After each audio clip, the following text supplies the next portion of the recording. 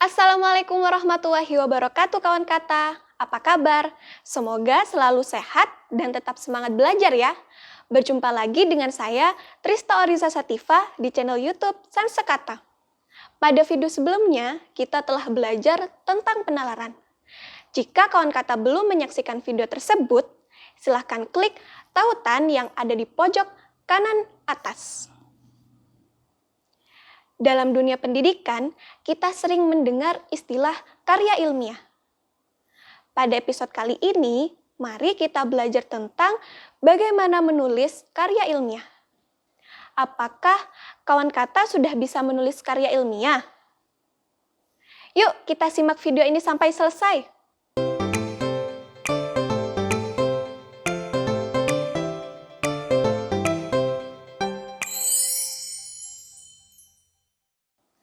Dalam menulis, kita harus memperhatikan beberapa prinsip, seperti sikap atau tone, yang berarti menunjukkan bagaimana penulis mengungkapkan sesuatu.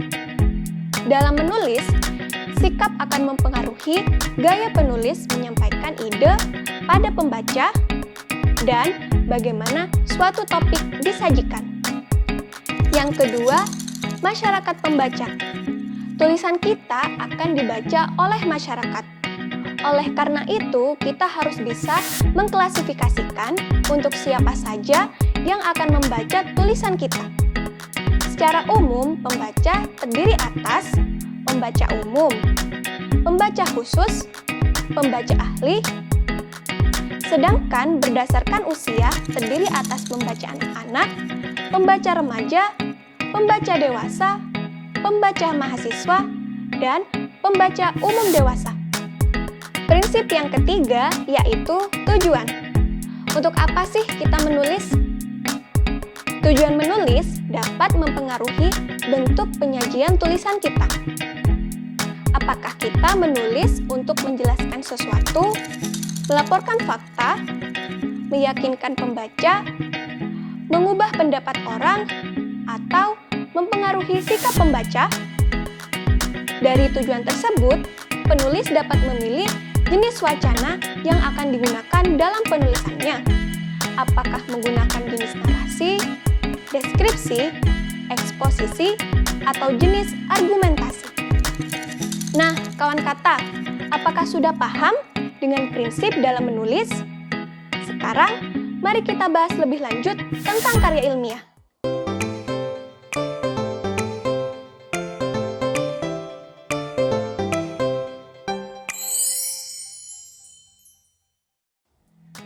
Apa itu karya ilmiah? Karya ilmiah adalah karya yang disusun berdasarkan prinsip atau kaidah keilmuan yang menyajikan fakta dan ditulis menurut metodologi penulisan yang baik dan benar. Penyusunan karya ilmiah mengikuti metode ilmiah yang terdiri dari langkah-langkah untuk mengorganisasi dan mengatur gagasan melalui garis pemikiran konseptual dan prosedural yang disepakati oleh ilmuwan. Menurut Thomas Kuhn, karya ilmiah harus meliputi 4 hal, yaitu konsep, proposisi, teori, dan paradigma. Dalam menulis karya ilmiah, terdapat beberapa masalah yang sering kita alami. Di antaranya, masalah empiris yang disebabkan oleh kurangnya pengalaman di lapangan, seperti keterbatasan mengembangkan ide, pola tulisan kurang standar, substansi kurang berbobot. Yang kedua, masalah retorika atau keterampilan berbahasa. Di antaranya, tulisan dengan retorika linier, berputar-putar, berbunga-bunga, maupun tulisan dengan retorika tidak jelas. Yang ketiga adalah masalah linguistik atau tata bahasa, yang meliputi masalah sintaksis atau hubungan kata, gramatika atau tata bahasa, diksi dan kosakata, mekanik, atau sistematika penulisannya. Maka dari itu, komponen yang harus dipahami dalam penulisan karya ilmiah antara lain ejaan bahasa Indonesia atau EBI, bentuk bahasa baku, diksi, struktur kalimat, struktur paragraf, bentuk penalaran dalam karangan, bentuk mekanik atau teknik penulisan. Kawan kata, terdapat 3 prinsip umum yang mendasari tulisan ilmiah. Yang pertama, objektif, di mana setiap pernyataan ilmiah dalam karya ilmiah harus didasarkan kepada fakta dan data. Prinsip kedua, prosedur atau penyimpulan temuannya melalui penalaran induktif dan deduktif. Yang ketiga adalah rasional dalam pembahasan data atau masuk akal. Lalu, apa saja sih syarat-syarat karya ilmiah? Syarat-syarat karya ilmiah meliputi 1. Kajian berada pada lingkup ilmu pengetahuan. 2. Tampilan harus memenuhi syarat sebagai sosok tulisan ilmiah. 3. Langkah pengerjaan dijiwai atau menerapkan prosedur berpikir ilmiah. 4. Ditulis dengan menggunakan format tulisan ilmiah atau laporan ilmiah. 5. Karya tulis ilmiah ditandai oleh penggunaan bahasa keilmuan. 6. Pengerahan sarana pendukung dan sistematika yang logis. Kawan kata, sebuah tulisan dapat dikatakan sebagai karya ilmiah jika memenuhi ciri-ciri logis, sistematis, objektif, lengkap, lugas, saksama,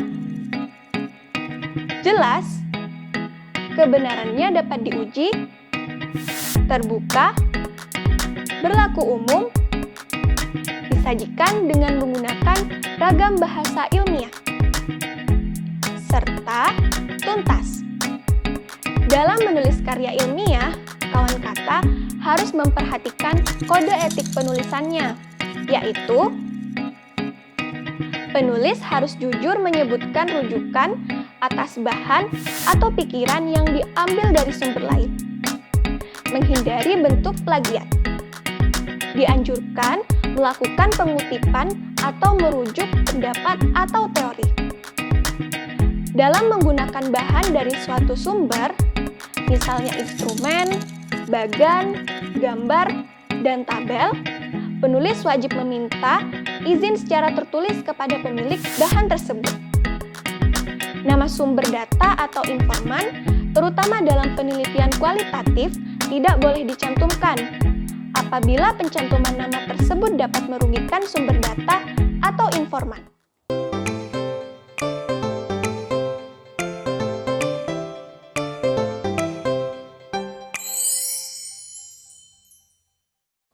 Kawan kata, sekarang marilah kita belajar menulis karya ilmiah. Dalam menulis karya ilmiah, terdapat beberapa tahapan yang harus kita lakukan, yang meliputi persiapan, pengorganisasian, penyajian, dan penyuntingan.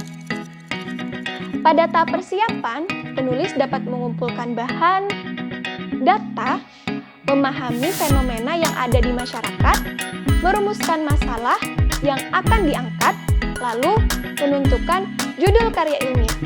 Pada tahap pengorganisasian, penulis harus memahami bahwa pengorganisasian karya ilmiah tidak dapat dilepaskan dari sistematika yang dipatuhi. Pada tahap penyajian, penulis harus memiliki keterampilan dalam menyusun kalimat dan memilih kata-kata yang tepat, mahir dalam memakai mekanisme karangan seperti tanda baca, huruf kapital, ejaan, dan catatan kaki, serta memerlukan penyusunan struktur ide-ide yang teliti. Pada tahap penyintingan, penulis dapat melakukan beberapa hal sebagai berikut. Revisi pada kesalahan ejaan, revisi peristilahan yang dipergunakan, revisi gaya penulisan, penyesuaian pada aspek-aspek teknis yang digariskan, dan mengorganisasikan naskah atau pola penyajiannya apabila ada hal yang dinilai kurang efektif. Terima kasih sudah menonton dan menyimak video ini. Semoga dapat memberikan manfaat serta memberikan pengetahuan kawan kata dalam memahami pengertian, ciri-ciri, dan tahap penyusunan karya ilmiah. Dukung terus channel ini dengan cara subscribe, like, dan share agar kami dapat terus berbagi video-video bermanfaat lainnya. Sampai jumpa di episode selanjutnya. Wassalamualaikum warahmatullahi wabarakatuh.